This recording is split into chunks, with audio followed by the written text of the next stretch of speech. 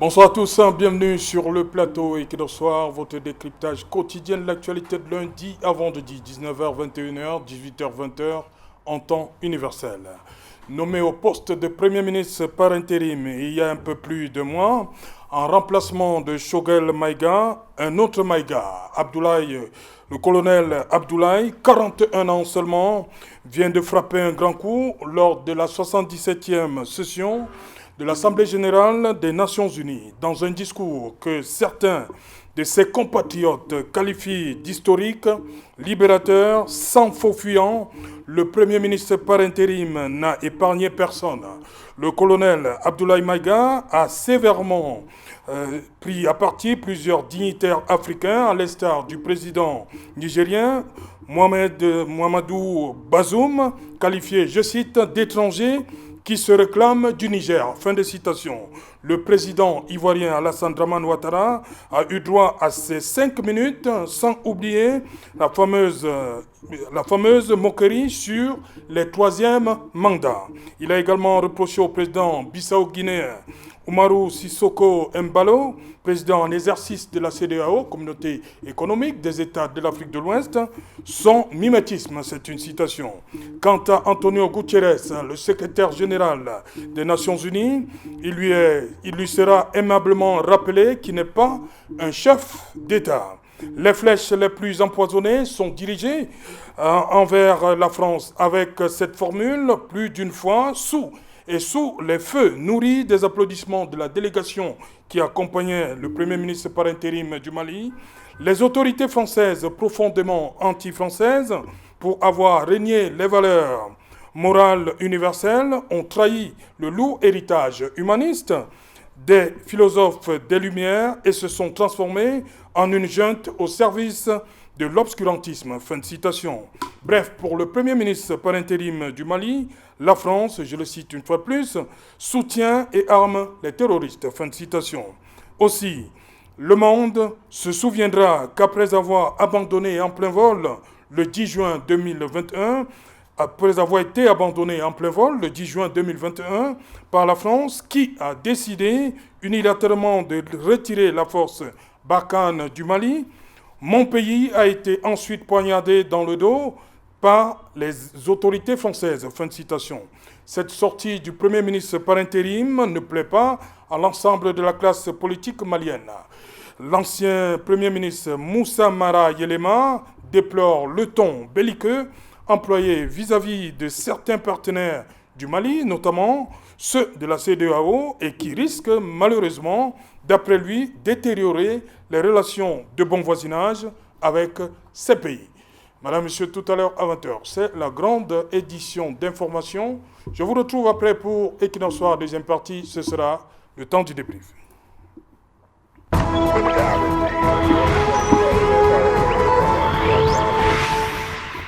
Assemblée générale des Nations Unies, le Mali règle ses comptes. Pour en parler, nous avons invité en plateau ce soir Serge-Henri Kelbey. Bonsoir, bienvenue à Yaoundé. Serge Alain, bonsoir. Bonsoir parce que le sujet pour lequel vous m'avez sollicité est vraiment d'actualité. Oui. Et je suis très heureux de découvrir vos studios ici à Yaoundé. Et je peux tout simplement vous dire que j'espère que les discussions se passeront, n'est-ce pas, de très bonne manière, de manière à ce qu'elles soient très enrichissantes. Mais je me ferai le plaisir, n'est-ce pas, d'indiquer la liberté de ton, n'est-ce pas, que je pourrai avoir ce soir. Oui. Elle sera celle d'un analyste politique, justement. Mais surtout celle de celui que je représente à travers ce chapeau que j'ai ce soir. Ah, oui. Je suis quand même le petit-fils de Kelbey Nicolas. Nicolas Kelbey. Voilà, monsieur qui avait une grande liberté de ton, oui, et une liberté de il y a quelques mois, c'était à Ezeka. À Ezeka, tout à fait. Oui, on lui a inauguré une stèle, voilà, un monument, tout à fait. C'était quand même quelqu'un qui a servi ce pays, hein, et ça, il ne faut pas le dénier, au commis de l'État. Et je pense qu'aujourd'hui, la relève est là. Que ceux qui peuvent comprendre comprennent que dans l'Union Ekele, il y a du répondant. Voilà. Tout à fait. Merci Serge-Henri Kelbey d'avoir effectué le déplacement Bonsoir Stéphane Zanga. Bonsoir Serge Alain, bonsoir aux téléspectateurs d'Equinox Télévision. Je suis heureux de retrouver le plateau d'Equinox ce soir. Voilà. Politologue Stéphane Zanga, vous dites, hein, ça fait un bon bout. On vous avait plus eu sur le plateau. Merci d'avoir accepté notre invitation. C'est moi qui suis honoré. Voilà. Willy, ça va? Charlie, ça va? Oh, Serge Alain, vous savez, c'est un honneur renouvelé d'être sur ce plateau avec vous. Je salue votre prestance. Je salue également mes chers compatriotes avec qui nous allons débattre. Vous m'avez contacté hier, vers pratiquement minuit, 1h, concernant cette émission. Vous savez, c'est vrai qu'on n'a pas eu le temps d'en parler. J'étais très souffrant. D'ailleurs, je sors d'une longue hospitalisation. Et la première question que je vous ai posée en retour, c'est on parlera de quoi, si vous vous souvenez très bien. Et lorsque vous m'avez dit on parlera du Mali, je crois que même si j'étais encore couché sur le lit d'hôpital, je me serais levé parce que l'histoire retiendra. Je crois que l'histoire est en train de s'écrire, je ne saurais manquer à ce devoir de mémoire. Donc pour dire que c'est un honneur renouvelé, je crois que je vous dirais même merci de m'avoir sollicité parce que dans cette histoire qui est en train de s'écrire, je pense que ma modeste personne a beaucoup à dire. Donc une fois de plus, je salue toutes ces intelligences autour de ce plateau. Je salue vos millions de téléspectateurs et tous ceux-là qui ne cessent au quotidien de nous apporter, de m'apporter leur soutien. C'est moi qui vous remercie. Voilà. Serge Kalbé, le discours du Premier ministre par intérim Abdoulaye Maïga, on est en train de le mettre dans le registre de ces grandes allocutions qui ont marqué l'histoire des Assemblées générales des Nations Unies. On a le leader Maximo en 1960, le 26 septembre 1960, il a fait 269 minutes de discours. Fidel Castro, il y a, on ne va pas dire plus près de nous, en 2009, Muammar Kadhafi. Oui, Maïga en 34 minutes, pourquoi Maïga rentre dans ce cercle fermé de ces discours qui auront marqué les Assemblées générales des Nations Unies? Oui, Serge Alain, votre question a plusieurs volets et je vais essayer de répondre en essayant d'analyser, de comprendre ce que, le message que voulait passer le Premier ministre colonel Abdoulaye Maïga. En fait, Serge Alain, je suis passionné et intéressé, n'est-ce pas, d'échanger avec vous sur ce plateau parce qu'il me souvient qu'en 1998, j'étais encore étudiant, mais je terminais déjà mon premier cycle d'ingénieur.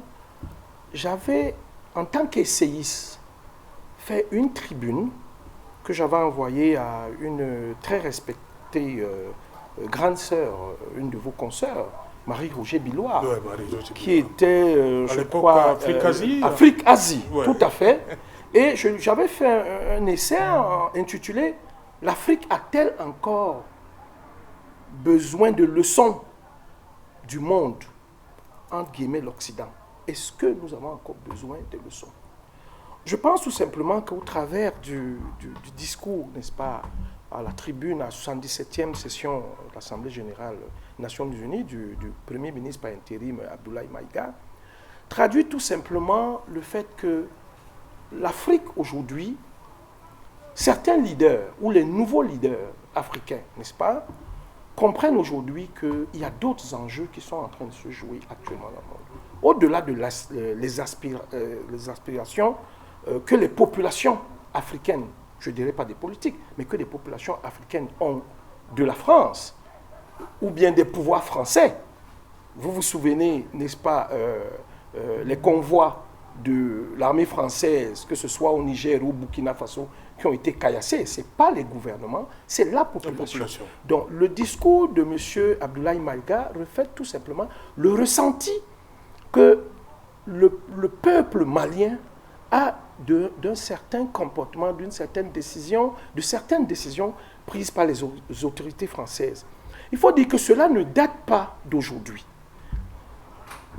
Déjà, il faut voir, lorsque le président Sarkozy a fait son discours à Dakar, une certaine classe, n'est-ce pas, de l'élite africaine a commencé à mousser. Lorsqu'il a dit que l'Afrique noire n'était pas assez entrée dans l'histoire. L'homme noir. L'homme noir. Mais le Premier ministre Maïga répond, parce que dans son discours, il parle de la charte écrite en 1200 à Tombouctou. C'est quand même l'empire de Gao, l'empire mandingue. Il rappelle devant les yeux du monde que l'Afrique noire dont vous parlez aujourd'hui, mais elle est le berceau de la civilisation. Qui peut apprendre quoi aujourd'hui à l'Égypte? Personne. Pour aller loin dans ce discours, lorsqu'il dit que il a répondu au président Ouattara avec des preuves formelles en disant que ces soldats qui sont captifs aujourd'hui, je mets captifs entre guillemets, parce que normalement ils doivent être aux arrêts, une enquête claire doit être ouverte. Il a carrément demandé au secrétaire général des Nations Unies de mener une enquête et que les preuves soient apportées. Ils sont prêts. Parce que quand des soldats arrivent, vous avez des peintres, vous avez des maçons. Il se dit, mais non. Ce qui ne peut pas se passer au Portugal, c'est tout à fait normal que les autorités manières disent que ça ne se peut pas. Et il a répondu, comme vous l'avez dit tout à l'heure, au président Ouattara en lui parlant du 3e mandat. Oui. Les militaires sont en train de travailler. Et dans une tribune de votre télé, 237 par ici le débat, que j'ai fait avec un de vos confrères du Val-Fangua, quand le coup d'État venait de sévir, je dis mais non, laissez ces enfants travailler. Vous avez parlé de 41 ans. C'est l'âge du président Macron. C'est le président Macron qui a changé la donne en invitant tous les présidents africains à Paris. Il a plutôt fait une conférence à Montpellier où il demande à la jeunesse, à la société civile africaine de s'émanciper. On l'a encore vu, hein, lorsqu'il était ici, il les a rencontrés au Club Noir. Tout à fait. Mais il pense que cette société civile-là, où ces jeunes Africains, il va trouver des vers de terre, il va trouver des buffles et des tigresses. Ce n'est pas des enfants. Aujourd'hui, l'Afrique est en train de s'émanciper. Un discours comme celui-là, qu'on venait de dire, c'est Serge Daniel, le correspondant d'une de vos chaînes consoeurs, qui disait que de mémoire, après Hugo Chavez et Castro, on n'a pas vu un tel discours en 34 minutes. Il a remis les choses sur la table et à plat. Pourquoi est-ce qu'il l'a fait? Ça n'a que traîné. Puisque un an avant, son prédécesseur, Choguel Maïga, était à la même tribune et parlait des décisions unilatérales que la France avait prises pour retirer Barkhane. Et si vous vous souvenez, juste après que les Français aient retiré Barkhane, le 29 septembre de la même année 2001, l'Algérie a interdit le survol de son espace aérien de tous les aéronefs français, a rappelé son ambassadeur. C'est juste pour dire aujourd'hui que la France, actuellement, compte tenu du contexte géostratégique avec la guerre en Ukraine, doit comprendre que les Africains vont se vendre cher. Okay. C'est-à-dire, vous avez vu quand Macron est allé en Algérie, le président Macron est allé en Algérie, alors qu'il y avait à peine 9 mois, les deux avaient rappelé leurs ambassadeurs. La crise ukrainienne leur fait comprendre qu'il y a des choses à prendre en Afrique, mais il faut venir avec respect. Ouais. Respect, moins de condescendance. Voilà, justement. Merci. Stéphane Zanga, je l'ai dit, un compatriote au colonel Maïga pense que ce discours est historique, libérateur. Ce discours est historique, libérateur. Pour reprendre ses propos, il a bien raison de faire et de le qualifier en ces termes. Vous savez, la tribune des Nations Unies, c'est le cadre par excellence du multilatéralisme. C'est la tribune à travers laquelle on s'adresse à la communauté internationale. Chaque État affirme sa souveraineté. Il était question pour le Mali de faire un état de la situation qui prévaut dans ce pays. Vous savez, on ne va pas refaire l'histoire ici. Depuis 2012, ce pays est rentré dans une zone de turbulence avec une crise sécuritaire énorme qui sévit à l'intérieur de ses frontières. Un pays n'a de sens, on définit généralement un État à travers ces éléments sociologiques que sont sa population, son territoire et son gouvernement. À partir du moment où le Mali a mal à maintenir son intégrité territoriale parce que régulièrement l'objet d'incursions de groupes djihadistes, on ne peut plus parler d'État. Et le Mali ayant, comme tous les autres États, eu des accords de défense avec la France, celle-ci à un moment donné a volé à son secours. Sauf que la France qui vole le secours du Mali en 2013, avec une première opération, avant Barkhane, nous avons Serval, qui vient et repousse la rébellion qui avait déjà occupé le nord du Mali. Maintenant, les négociations ont recommencé. Il y a eu une première erreur de la France, en fait, ça c'est de mémoire d'analyste. Lorsque la France repousse les premiers djihadistes qui avaient occupé le nord en 2013, elle devait rétablir l'intégrité territoriale du Mali en réinstallant les positions de l'armée malienne à ses frontières du nord. Elle n'aurait pas pu permettre que le MNLA, qui est le mouvement national de libération de l'Azawad, occupe encore cet espace qui est toute la province, la région de Gao, la grande région, et même de Tombouctou.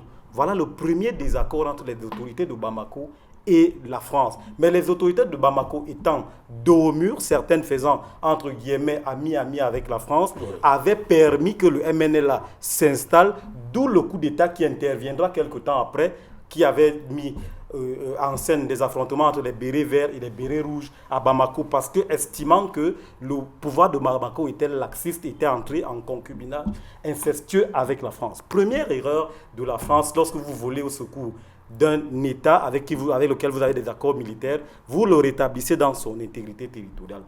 Deuxième erreur, j'ai pensé qu'à un moment, la France a fait chanter le pouvoir de Bamako en relâchant, en essayant de laisser les djihadistes occuper l'espace et poser des conditionnalités au pouvoir de Bamako, ce qui était une deuxième erreur. La somme de ces erreurs peut donc provoquer le courroux des nouvelles autorités maliennes qui estiment que la France n'est pas venue voler à leur secours. Elle a continué sa politique de domination sur le Mali et les autres pays francophones en essayant d'activer la fibre du chantage. D'où, parce que le Mali est un État souverain, a dû se tourner vers d'autres partenaires pour l'aider à assurer la défense de son intégrité territoriale, qui jusque-là a régulièrement fait l'objet de menaces. Je pense donc que le discours du Premier ministre à la tribune des Nations Unies fait donc état de toute cette situation. Le Premier ministre également évoque une CEDEAO extrêmement laxiste et entre guillemets sous la coupelle de la France. Parce que c'est l'organisation Il a même utilisé le terme mimétisme par rapport au président Embalo. C'est une rhétorique qui démontre à suffisance que la CEDEAO ne vole pas au secours des États membres. Au contraire, elle est restée sous l'emprise de la métropole française. Il n'hésite pas à citer certains présidents, certains chefs d'État, comme le président Ouattara, le président du Niger, qu'il ne reconnaît plus comme des Africains, mais plutôt entre guillemets, des Français qui se revendiquent être africains, alors qu'ils ne le sont peut-être que de peau, mais dans leur manière d'agir, dans leur management, ils ne sont véritablement pas africains. C'est dans ce sens que le Premier ministre malien s'adresse au monde entier pour dire que le Mali siffle la fin de la récréation, s'émancipe et incarne sa souveraineté à travers son choix de nouveaux partenaires qui l'aideront à résoudre ses problèmes. Voilà. Charlie, est-ce que pour vous, comme il a dit, le Mali s'émancipe à travers ce discours, mais comme a dit également un ancien Premier ministre malien, à travers un ton belliqueux, est-ce que ça peut... Non. C'est un élément qui... favorable, on va le dire comme ça, la balance peut pencher pour les autorités maliennes, ce ton belliqueux-là? Non, le ton... Est-ce que c'est avantageux? Le ton n'a pas été belliqueux. C'est-à-dire que le Mali n'a fait que dire au reste du monde la vérité qui devrait en réalité exister dans les relations internationales. Parce qu'aujourd'hui, les relations internationales sont une forme d'hypocrisie à nul autre pareil. C'est-à-dire que le Mali... Parce qu'on s'attaque au président Ouattara comme ça de manière spontane, le Mali n'a fait que rappeler au monde que les États qui sont comme le Mali, qui sont souverains sur le papier, mais ne le sont pas dans la pratique, dorénavant, le seront non seulement sur le papier, mais aussi dans la pratique. C'est ce que le Mali est allé rappeler au reste du monde là-bas.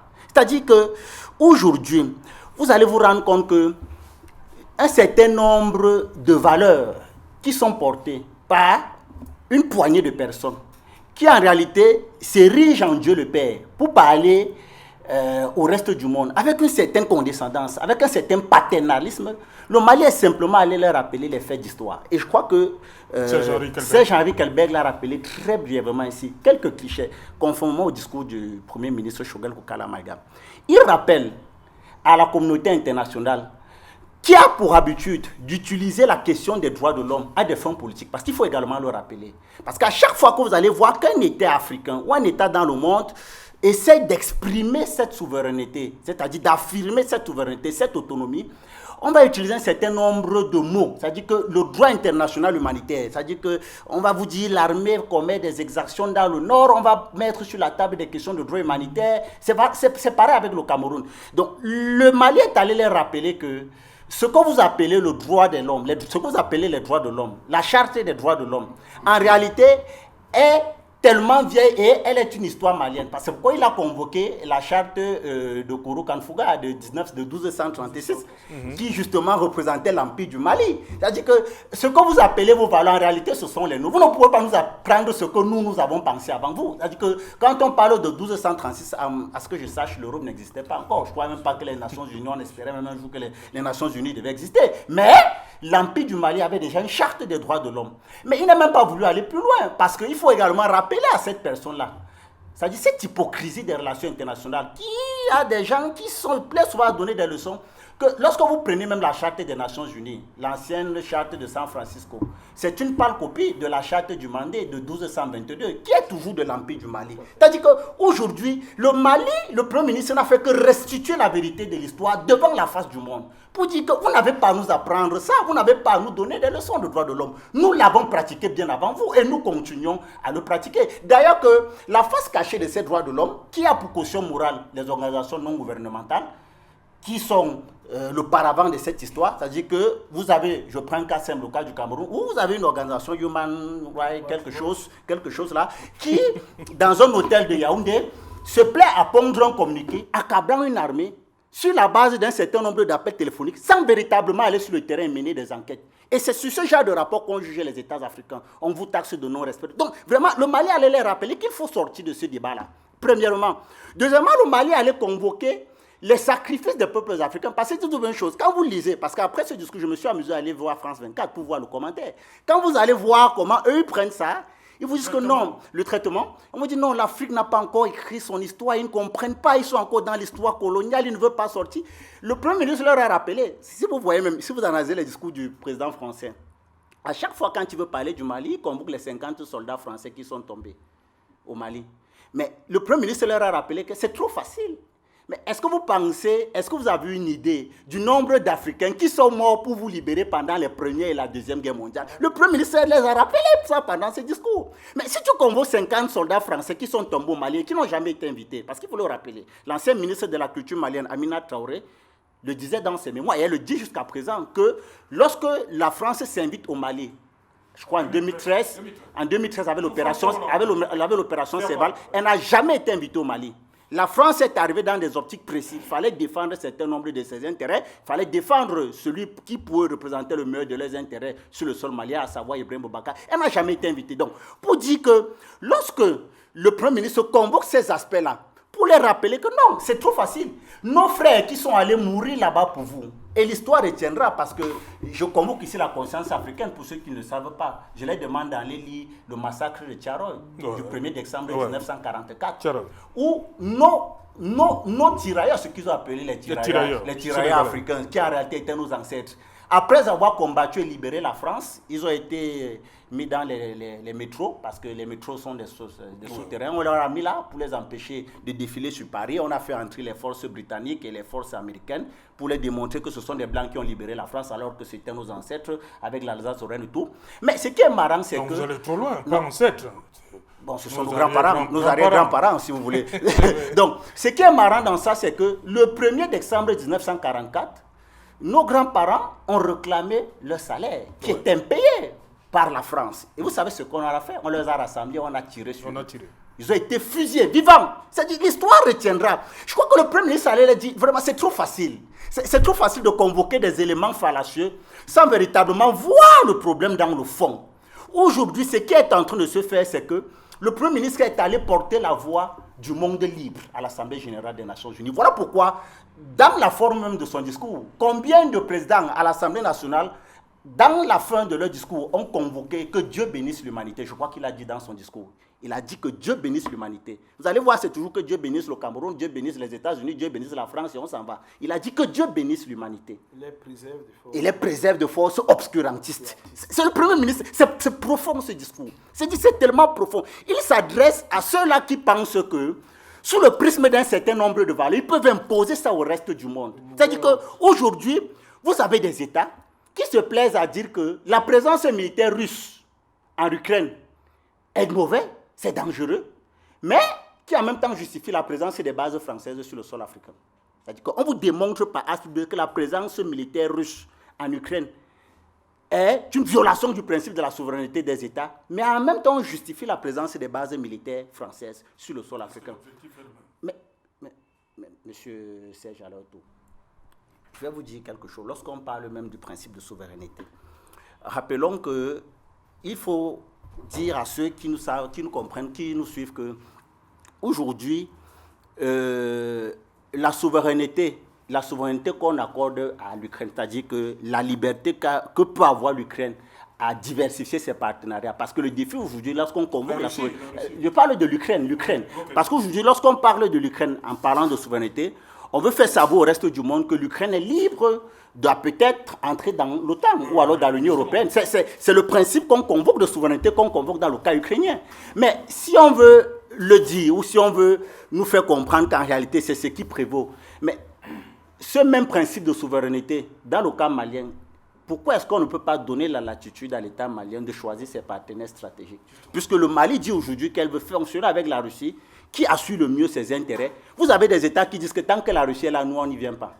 Je ne sais pas si vous comprenez ça. Ça veut dire que cette relation à deux poids, deux mesures, ça veut dire qu'ailleurs, c'est souverain, oui, mais ici, chez nous, non, on ne regarde pas cette souveraineté.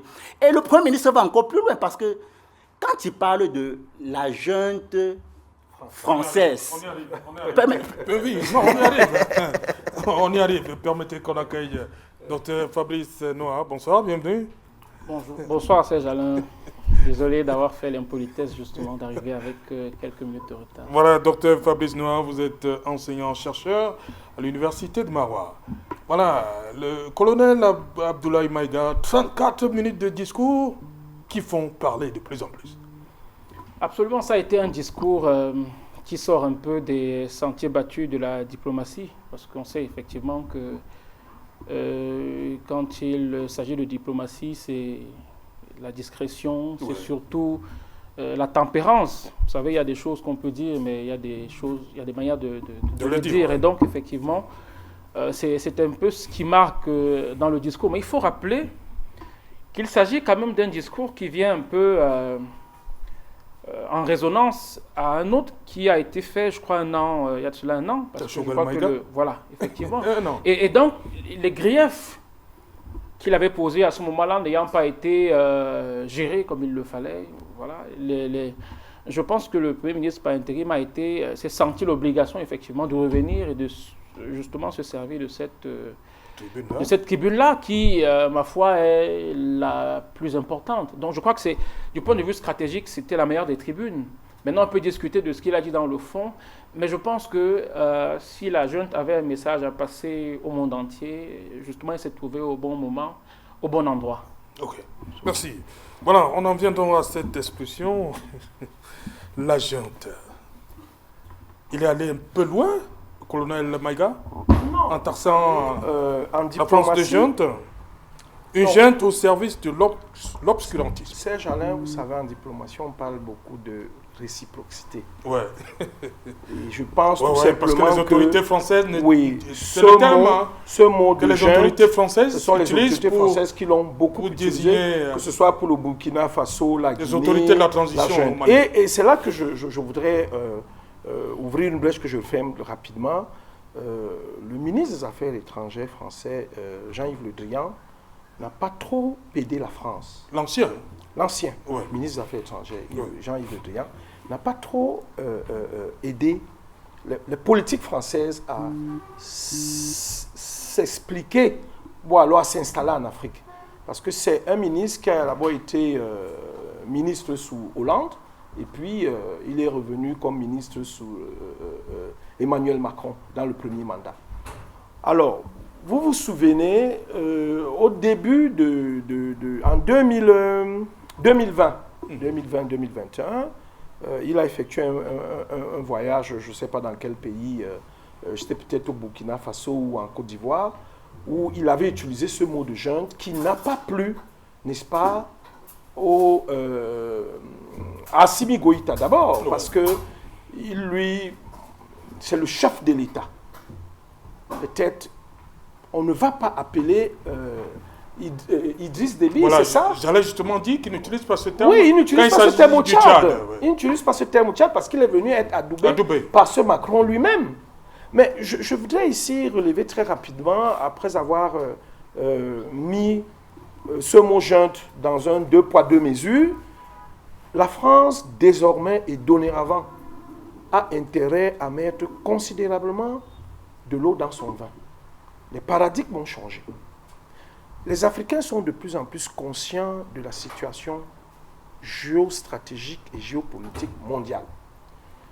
Je vous dis, si vous observez, j'ouvre une parenthèse, je la referme, la visite du président émirati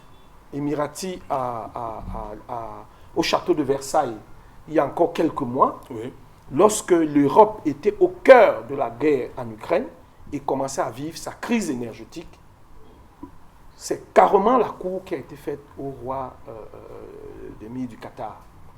Les Africains doivent être conscients que si nous avons... On l'a fait avec Kadhafi avant. Hein. Oui, sur Sarkozy et Berlusconi. On a vu ce qui est arrivé après. Mais bon, en fait, ce n'est pas trop...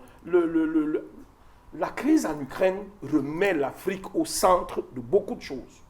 Nous avons raté le coche pendant la Covid. Nous sommes le continent qui a été le moins impacté par les décès. Nous avons une population jeune.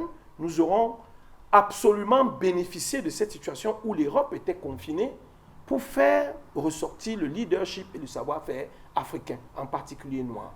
Je veux donc dire que face à la situation de crise mondiale que nous vivons avec la guerre en Ukraine, tous ces pays occidentaux sont en train de courtiser l'Algérie pour le gaz, l'Angola, je crois, pour le Cameroun, le bassin du Congo, carrément. Et face à cela, il faut installer un discours de gagnant-gagnant, un discours respectueux l'un de l'autre. Vous ne pouvez pas venir comme le président Macron a fait le discours au Burkina Faso à l'université à Ouagadougou, ou lorsque le président Roch-Marc Kaboré s'est déplacé pour une histoire, il a fait une petite blague en disant qu'il s'en va arranger la climatisation, quelque chose comme ça. Je pense que je comprends maintenant certains analystes français et politiques qui disent que le président Macron est très souvent un peu maladroit. Et je vous dis encore, il n'a pas été aidé par la politique ou bien Jean-Yves Le Drian, son ministre, qui a eu des instructions un peu très paternalistes avec certains pays africains. Et en fait, ça va même très loin où on est en train de vouloir réveiller les forces de l'ECOMOG. Vous vous rappelez, vous vous rendez compte que le président Boari, avec certains chefs d'État, à la suite de la réunion à huis clos qu'il y a eu entre le président Ouattara, Macky Sall, Bazoum à New York, et avec l'accord du Nigeria, on est en train de voir comment remettre les forces de l'ECOMOG pour aller déloger, entre guillemets, ces militaires qui ont pris le pouvoir. Mais c'est une affaire malienne, c'est une affaire guinéenne, ça concerne les Burkinabés. C'est par rapport à tout ça que la venue du général de Gaulle, qui était baptisée du général de Gaulle à Ouagadougou, aujourd'hui a été baptisée boulevard Thomas Sankara. C'est-à-dire ce sentiment qu'on peut estimer être anti-français, n'est pas en fait de l'anti-francisme, si je peux utiliser l'expression, c'est tout simplement cette exaspération de ce discours très paternaliste qu'a un jeune comme Macron, mais qui de l'autre côté demande à la société civile africaine de s'émanciper et de travailler avec lui en contournant certains chefs d'État français. Moi, j'aurais bien voulu qu'avec la Côte d'Ivoire, qui disent non au troisième mandat, parce que le Premier ministre Maïga lui dit, chez nous, nous travaillons pour qu'il n'y ait plus de troisième mandat, parce que vous nous demandez d'avoir des institutions fortes. Nous aurons donc une institution forte où nous n'aurons pas de troisième mandat pour 2024, parce qu'il a donné son agenda qui ne cadre pas avec ce que la CEDEAO veut, parce que le président Embalo a dit qu'ils n'auront pas au-delà de 36 mois. On va bien voir ce qui va se passer, parce que ça sera plus que de l'ingérence, et on verra si la force de l'Écomore sera remise en place. Stéphane Zanga, la force de Barkhane est partie, donc comment comprendre que les rapports soient aussi tendus alors qu'il n'y a plus, entre guillemets, plus rien entre la France et le Mali? Non, la France reste présente. La France a ses lieutenants qui sont les chefs d'État de la CEDEAO. Et la France qui continuera à faire pression sur le Mali, les autorités de la transition, à travers la CEDEAO. La France avait un ami qui était aussi de ce club de la CEDEAO, qui était Ibeka. Ibeka étant parti, la France n'a pas de contrôle sur les nouvelles autorités de la transition qui sont à Bamako. Donc elle continuera via l'organisation ouest-africaine à faire pression sur le Mali en mettant à contribution ses lieutenants que sont le président du Niger, le président Ouattara et ses autres homologues. La France est totalement responsable de ce qui se passe au Mali. J'aime toujours à convoquer l'histoire. La chute du colonel Muammar Kadhafi a été orchestrée par la France. Le fait d'avoir fait tomber le colonel... C'est pourquoi j'évoquais, on se rappelle, quelques mois avant, il avait été reçu. En grande pompe à l'Élysée, en réalité... Quel contraste, en réalité, quel paradoxe, je voulais dire. C'est ça les relations internationales, en fait. En fait, c'est teinté de démagogie, c'est un jeu. À la limite, le colonel Muammar Kadhafi n'avait pas compris qu'en réalité, cette réception était un prélude à son exécution, à son éviction ou alors à sa chute qui était déjà préparée et planifiée depuis d'ailleurs la tribune des Nations Unies. Donc, la France continuera à persécuter le Mali. Je revenais encore sur les événements de la Libye. Lorsque la Libye, le colonel Muammar Kadhafi est tué, assassiné, nous savons tous que la Libye est une poudrière. Mais il avait beaucoup d'argent et s'était doté d'armes hyper sophistiquées. La France également avait largué des armes à des groupes qui l'ont aidé à combattre le pouvoir de Tripoli à Benghazi. Mais la France n'a jamais récupéré ces armes.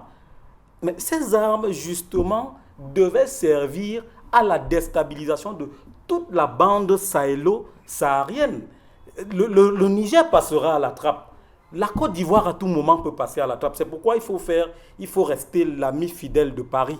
Mais Paris, c'est en fonction des intérêts. Quand vous ne marchez plus sur leur ligne, on crée un mouvement et puis on vous fait tomber. Donc la déstabilisation de toute la bande sahélo-saharienne, comme je le dis, a été planifiée depuis la chute du colonel Muammar Kadhafi. Et là encore, c'est le président Sarkozy qui était à la manœuvre.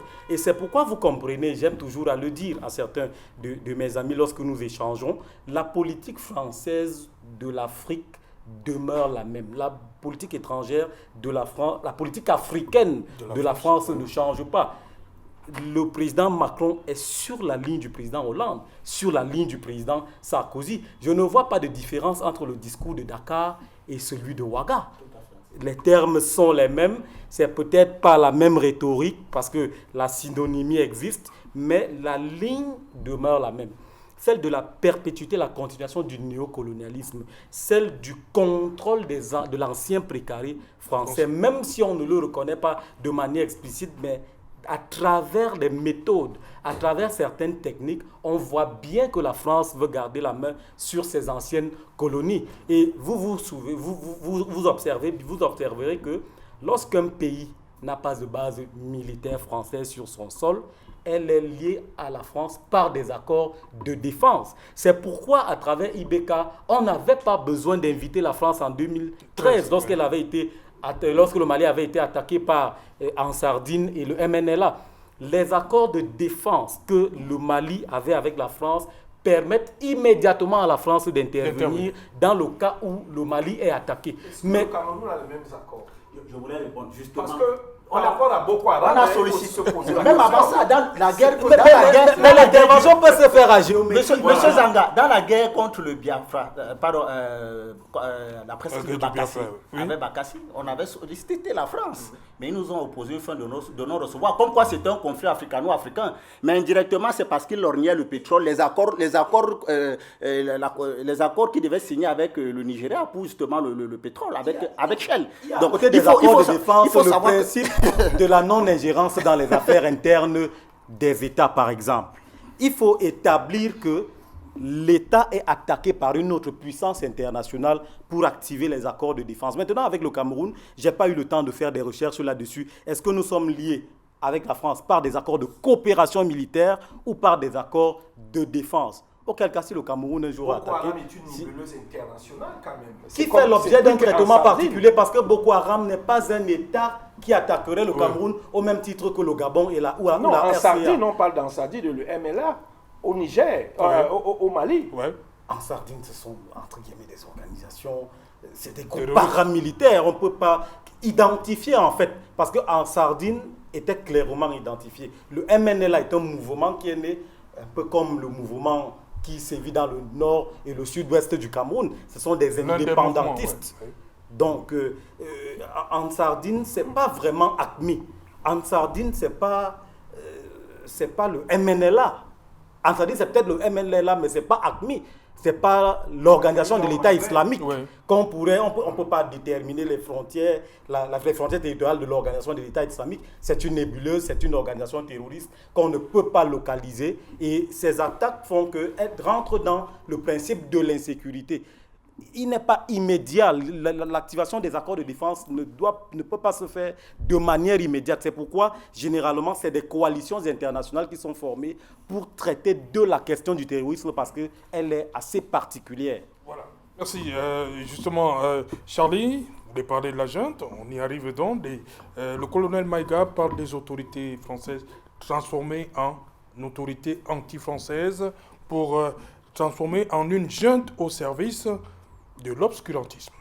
Oui, je crois que le Premier ministre Maïga reste fidèle à son discours, puisque préalablement, avant d'utiliser le mot junte, il a parlé de la réciprocité du Mali par rapport aux attaques qu'elle recevrait. C'est-à-dire que la France a pris pour habitude d'appeler ces autorités-là, la junte au pouvoir, la junte militaire. Ce n'est pas le même discours qu'ils tiennent, on le rappelait encore ici avec le Tchad. Donc, le Mali n'a fait que répondre face à cette attaque-là. Et le Mali même va plus loin parce que lorsque le Mali parle de la junte, le Mali aujourd'hui, parce qu'il y a un discours qui tend à vouloir mettre dans la conscience collective internationale qu'il y aurait un sentiment anti-français en Afrique. Or, ce qui n'est pas le cas. Il n'y a pas un sentiment anti-français en Afrique. Si vous me parlez d'un sentiment anti-oligarchique français, anti-impérialiste français, je vous dirais oui. Mais il n'y a pas un sentiment anti-français. Voilà pourquoi il parle de la junte des autorités françaises anti-français. Donc c'est profondément anti-français. Profondément anti-français. Ça a tout son sens. Parce qu'en réalité, il est en train de taxer une caste de personnes qui a pris le peuple français en otage et qui s'arroge le droit de parler au nom du peuple français. Alors où nous parlons, il ne se passe pas 2 jours sans qu'il y ait des manifestations à Paris, où le peuple français demande au président Macron de démissionner. Il faut le dire. Il faut le dire. Donc, je crois que si cela avait été... Vous dites quoi ? Le peuple demande ? Le peuple français. Il demande ? En France, on demande à Macron de démissionner. Moi, en France ? Oui, j'ai des vidéos, je peux vous les envoyer. Vous pourrez... Je dis des Français qui demandent à Macron de démissionner. Demande à Macron de partir. Je dis de démissionner, non pas dit, c'est écrit sur des pancartes. Macron démissionne, j'ai des vidéos. Donc quand je le dis, là-bas c'est le peuple français. C'est pourquoi je vous ai dit tout à l'heure que dans son discours, en réalité, il est allé porter le discours d'un monde libre. Parce que le combat que mène le Mali aujourd'hui, c'est le combat qui en réalité est visible dans la plupart des peuples à travers le monde aujourd'hui. Vous pensez que l'Europe pris comme peuple cette robe libre, mais ce sont les oligarques qui sont au pouvoir partout. Et ces mêmes oligarques-là, lorsqu'il faut parler par exemple du Mali, au Mali, on a vu des millions de Maliens descendre dans la rue pour justement apporter leur soutien aux autorités de la transition malienne. Mais la communauté internationale, entre guillemets, autoproclamée, ne leur a pas reconnu. C'est-à-dire qu'on continue à les appeler. D'ailleurs, on dit même que ce n'est pas une démocratie. Bon, je ne sais pas s'il faut aller même dans la définition propre du mot, on parle du peuple. Mais j'ai vu un peuple se lever et apporter un soutien à ses dirigeants. Mais de l'autre côté, on a dit qu'on ne reconnaît pas ce peuple-là. Je ne sais pas si vous voyez un peu. Donc, c'est tellement bien pensé, c'est tellement stratégique le discours qu'a porté le Premier ministre Abdoulaye Maga à la tribune des Nations Unies, qui témoigne une fois de plus de cette volonté du monde à évoluer vers une certaine multipolarité. C'est-à-dire qu'aujourd'hui, depuis bien des années, on nous a fait comprendre que le monde devait être érigé autour d'une entité avec pour seul gendarme un pays que nous connaissons tous. Mais aujourd'hui, les peuples de plus en plus affirment leur souveraineté et impose un certain respect, une certaine réciprocité dans le respect, dans les principes de souveraineté qui sont clairement affichés dans la Charte des Nations Unies, mais qui ne veulent pas être appliqués. Voilà le Mali, au mépris de la Charte de l'article 34 et 35 de la Charte des Nations Unies, qui spécifie clairement que, en cas de situation pouvant entraîner un différend entre deux États membres, le Conseil de sécurité se doit obligatoirement d'ouvrir une enquête. Mais le Mali, depuis, dit que je veux parler. On vous dit non, vous ne pouvez pas parler. Ils disent non, on veut parler. On dit non, attendez d'abord. Ça dit que sur le problème des soldats, ça dit que ce qui fait même mal, c'est que, et le Premier ministre l'a encore rappelé dans son discours, il dit, je crois que c'est le président en exercice de l'Union africaine, Ambalo, qui faisait savoir que la CEDEAO, qu'il faut les libérer, en citant bien sûr le secrétaire général des Nations Unies. Et c'est là où le Premier ministre leur rappelle la note verbale de la MINUSMA, référence MINUSMA PRTVN 226-2022 du 22 juillet 2020, dans laquelle il ressort clairement qu'il n'existe pas de lien entre les mercenaires et les Nations Unies. C'est la MINUSMA qui écrit, à moins que le secrétaire général des Nations Unies ne lit pas les rapports de son cabinet. C'est la MINUSMA au Mali qui dit qu'il n'est... Il rappelle que l'administration n'est pas verbale. N'est pas verbale, voilà. Donc, il dit que, je ne sais pas si... Vous comprenez que c'est comme s'il y avait tout un complot international contre un pays qui en réalité est en train de porter les valeurs d'un monde libre auquel nous aspirons tous, à savoir la liberté d'exister. Parce que les gens, permettez, je chute avec ça, les gens veulent que nous existions à travers leurs valeurs à eux. Et pour terminer dans ça, je vous envoie suivre le discours de Macky Sall, que j'aime pas trop, mais j'avoue quand même qu'il a fait un discours quand même assez pondéré dans sa sortie aux Nations Unies. Il rappelle également qu'il n'est pas venu parler de l'Afrique des problèmes, il est également venu parler de l'Afrique des solutions. Et quand il convoque l'Afrique des solutions, il demande à ceux qui ont érigé leurs valeurs locales en règle universelle, de comprendre que chaque pays a sa civilisation, a ses peuples, a ses cultures. Ce n'est que dans ce sens que nous pouvons justement causer d'égal à égal, en valorisant ce que vous acceptez. On a mené une guerre en Afghanistan pendant 20 ans, qui a coûté plus de $2000, avec près de 20 000 soldats qui sont morts du côté de l'Afghanistan, pour après quitter le pays. C'est-à-dire que ceux qu'on combattait, les talibans, les voilà revenus au pouvoir. Ça a mené à quoi? Vous ne pouvez pas combattre la culture d'un peuple, vous ne pouvez pas combattre son idéologie. Donc, moi, je pense que, et je termine avec ça, ce qui est en train de se faire aujourd'hui oblige deux choses. La première, c'est la relecture, je dirais même la réécriture du droit international, qui ne sera plus axé sur le droit de la force. Ou lorsqu'on fait une résolution, la force du droit, ou lorsqu'on fait une résolution qui accable un État fort, il vous dit qu'il ne respecte pas. Rappelez-moi une seule résolution qui a été respectée par l'Israël au niveau du Conseil de sécurité des Nations Unies. Je n'en connais pas. C'est-à-dire qu'à partir du moment où ça viole ses intérêts, elle ne respecte pas. La deuxième, enfin, c'est l'évolution du monde vers une certaine multipolarité, avec la création d'un certain nombre de blocs de puissance tels que les BRICS, pour justement imposer et amener à ce qu'il y ait une certaine diversité dans les relations entre les peuples et les partenariats. Donc, je pense que c'est très fort ce qui est en train de se passer. Et comme je le dis, le monde est en train de changer. Le monde est en train de changer. Docteur Noah, le Mali a profité de cette tribune, 77e, pour, comme c'est indiqué là, régler les comptes. Non, effectivement, le Mali a profité de cette scène pour régler ses comptes. Je pense que ceux qui avaient piétiné le Mali l'ont appris à leur dépens. Mais ce que je voudrais quand même me confesser ici, c'est ma nature de fervent, de quelqu'un qui est très attaché aux valeurs de la démocratique et des droits de l'homme. Et chaque fois que j'ai en face de moi des personnes qui ont un treillis, des militaires, qui parlent de liberté, qui parlent de démocratie, qui parlent de paix, ça me fait sortir des urticaires. Parce que j'ai la faiblesse de penser... Mais ils ne sont pas là, Dr Noir, vous permettez, ils ne sont pas là éternellement. 2024, effectivement, mais ils ont dit qu'ils vont partir. Absolument. L'histoire de notre continent, malheureusement, nous fait apprendre quelque chose de très important. Voilà, quand vous suivez le discours, on en reparlera certainement en 2024, mais quand vous suivez le discours de ce colonel, vous avez l'impression qu'il est en train de construire quelque chose, et je suis presque sûr qu'au regard des menaces que lui-même a identifiées, il sera très possible qu'en 2024, ce soit encore les militaires qui sont au pouvoir, parce qu'ils vont dire, voilà des menaces que nous avons, voilà le danger que nous avons, et donc, puisque nous sommes les seuls garants... Est-ce qu'il a inventé les menaces, Dr Noir? Je ne suis pas en train de le dire, mais je crois que la grosse difficulté, c'est de s'imaginer qu'il n'existe pas d'alternative civile, n'est-ce pas, à ce genre d'action. On va certainement voir qu'il y a un certain nombre d'études de spécialistes de sciences politiques qui vous parlent justement des coups d'État salvateurs.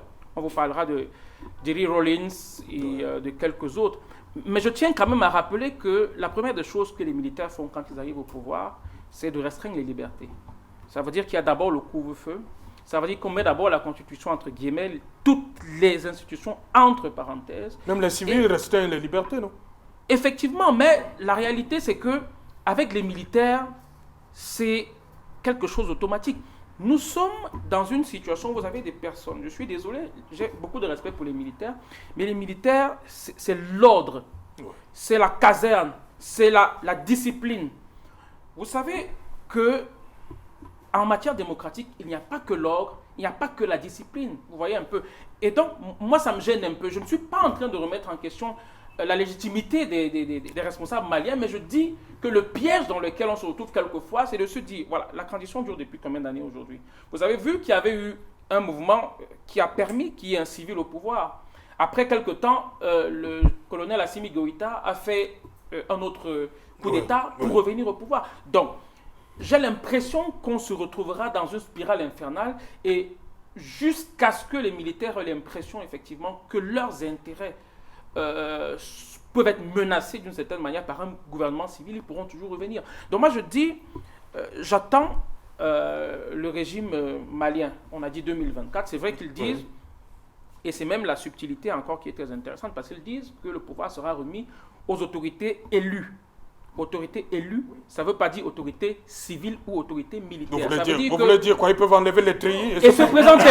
Qu'ils seront élus. Qu'ils seront élus. Il restait des Maliens. Voilà. Il restait des Maliens, non? C'est ce que je dis. Voilà. Alors, finalement, ils ne sont plus militaires. C'est ce que ils ont enlevé le treillis. C'est ce que je dis. Oui. Il faut rapidement noter que il va dire quelque chose. Il faut rapidement noter que l'Afrique de l'Ouest, particulièrement le Mali, a une grande culture militaire. Ils ont eu beaucoup de chefs d'État militaires qui ont fait des travaux. ATT était militaire. Avant, ATT était militaire. En Guinée-Bissau, vous avez des militaires. Les Dadis Camara sont passés, ils ont fait ce qu'ils ont fait. Les Sekouba Konaté étaient des militaires. Donc, mais en fait, ce qui se passe aujourd'hui, pour restituer la parole à Charlie, en fait, s'il te plaît, excuse-moi, c'est tout simplement dire que lui, il a dit, nous allons mettre un organe chargé de superviser, d'organiser les élections. Nous allons revoir le code électoral et nous allons dire non au troisième mandat. Changer la Constitution. Pourquoi la France s'irige contre le troisième mandat en République centrafricaine de Touandira? Voilà. Mais là-bas, on va en parler. Hein? Oui, mais c'est ça le problème. C'est ça le problème. Ils ne sont pas irrigés contre le troisième mandat de Ouattara aussi. Non, pourquoi vous ramenez tout? Non, c'est juste pour dire que les militaires sont conscients qu'il faut que l'Afrique avance. Mais moi, je voudrais quand même préciser que ça, c'est une remarque qui est générale et je crois que c'est un grand malheur pour la démocratie aujourd'hui, qu'il s'agisse de la démocratie en Afrique ou sous d'autres cieux. Le président, l'ancien président américain Barack Obama avait dit effectivement que ce qui compte, et ça c'est quelque chose que d'autres personnes avaient dit d'une certaine manière avant lui, ce qui compte effectivement en démocratie, ce n'est pas des hommes forts, mais c'est des institutions fortes. Vous avez l'impression effectivement que de plus en plus, se forment des personnes fortes qui, malheureusement, à un moment, nous donnent l'impression, ou si vous voulez, donnent l'impression de dire que la République, c'est moi. Parce qu'à la réalité, ce qu'on reproche, pour revenir au cas français, ce qu'on reproche à Macron, c'est quoi? On reproche à Macron d'être un demi-roi. En réalité, c'est quelqu'un qui, à un moment, lorsqu'il veut faire passer des réformes en France, le 49, je ne sais pas quel est l'article. Voilà, le 49.3. Ça veut dire que quand on veut faire passer une réforme, on la passe par décret si on ne veut pas passer par le Parlement. Et donc, ce sont ces personnes-là qui viennent et qui disent incarner des valeurs étatiques républicaines et finalement qui ont maille à partir avec les questions de liberté. C'est eux, en fait, qui font mal à la démocratie. Et je pense qu'il faut que les autorités maliennes, comme les autres autorités aujourd'hui, évitent ce piège-là. La démocratie restera, mais les dirigeants, malheureusement, ne resteront pas. Stéphane Zanga, avant d'aller à Douala, d'ajouter. Rapidement, je vais dire à mon copanéliste, le docteur Noah, que je partage entièrement la thèse des politologues qui parlent du coup d'État salvateur. Au Mali, le coup d'État était effectivement salvateur. Parce que le président 2020 Ibeka, ou 2022 celui de 2020. Celui de 2020. Parce que le président de la République démocratiquement élu, Ibeka, lors de la prestation de serment, comme tous les autres chefs d'État d'ailleurs, c'est dans la pratique, jure de respecter la Constitution et de maintenir l'État tel qu'il est dans ses frontières. C'est pourquoi dans la rhétorique camerounaise, certains se satisfont à vous dire qu'un seul mètre carré du Cameroun n'est pas occupé par une force étrangère ou une organisation terroriste. Vous devez laisser le Cameroun dans ses 12 000 kilomètres carrés, comme vous l'avez trouvé au moment où vous prêtiez serment. 472, excusez-moi. Oui. À partir du moment où vous manquez à cette obligation, à ce devoir républicain, l'armée dont le rôle est d'assurer l'intégrité, la défense de l'intégrité territoriale, se doit de prendre ses responsabilités. Pas parce qu'on en veut particulièrement au président démocratiquement élu, mais parce qu'il manque à une obligation qui est primordiale et stratégique. À ce niveau, le Mali devait être dirigé par des militaires. Maintenant, aucune élection ne peut être organisée dans un contexte d'instabilité, M. Noir. Mais je ne peux pas vous envoyer dans le Lébialem superviser les élections dans une zone où l'armée vous dit vous ne pouvez pas y accéder. Il n'y a pas d'élection possible. D'abord, vous ne verrez pas d'électeurs là-bas. Lorsque Gbagbo l'a dit, on a quand même organisé les élections.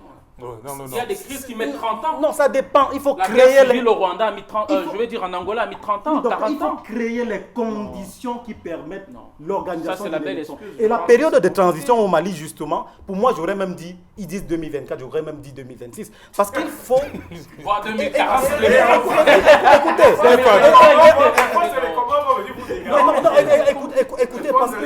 Écoutez, il faut rétablir le pays, il faut rétablir la stabilité sur l'ensemble du pays. Il faut revoir les institutions qui sont antidémocratiques, notamment sur la question du troisième mandat. En Géorgie, le président Saakashvili a été demandé de démissionner parce qu'il avait perdu du territoire lors de la guerre. Ces réformes, il faut avoir le courage de les faire. Et pour l'instant, ce sont les militaires qui sont capables de mener ces réformes. Rappelons qu'il y a une transition qui a fait 14 ans en France. Je crois que ça n'a dérangé personne. Voilà. Donc, c'est vrai qu'on n'encourage pas, mais bon, je pense que le plus important,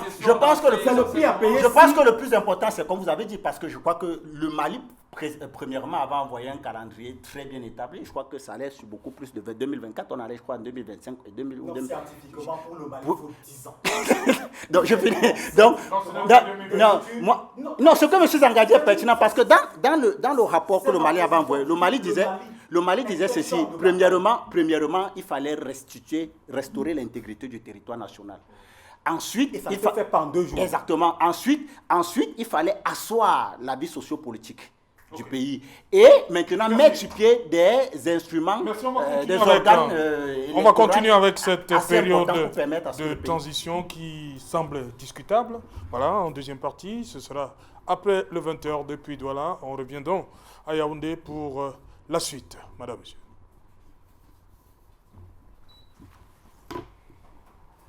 Joël.